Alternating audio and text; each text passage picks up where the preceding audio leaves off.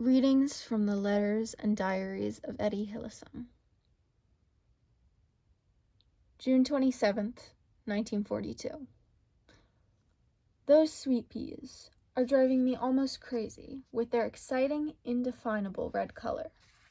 In the same way a beautiful woman, not to be possessed in that indefinable something constituting her beauty, can drive someone mad as well.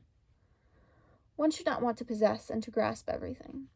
Isn't grasping a form of possession in the mind? One should also be able to leave it at experiencing things. Perhaps that is the most difficult thing for us Westerners, for we lack both the great patience and that precious component of faith that it takes, humility, to be able to experience freely. Good night. After yet another look at those sweet peas, beauty, too, is something one must be able to bear. Sunday morning, 9 o'clock. Let's just see what your spirit can manage to wrest from that recalcitrant, sabotaging body today. Riots have started again in your southernmost regions, and it's a good thing you're going back to your homeopath this morning. It's far more pleasant to be in full possession of your physical powers. That's something I've found out these last few days.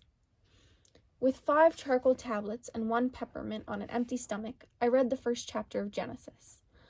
I thought, "And the earth without form and void, and darkness was upon the face of the deep." Telling indeed.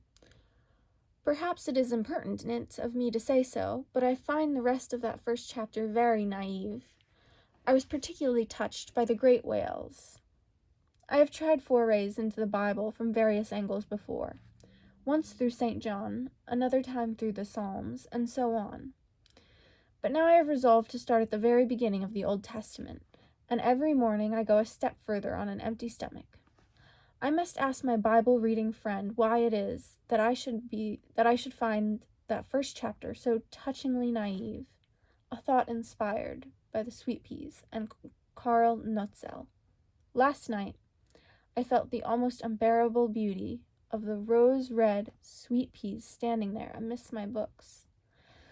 Had I but the gift of adequate words, and fortunately I have not, then I should have sat myself down to write an aesthetic treatise. And with it I would have cast off the weight under which that beauty has nearly crushed me. But I lacked the words, and so I wrote quite blandly. Beauty, too, is something one must be able to bear.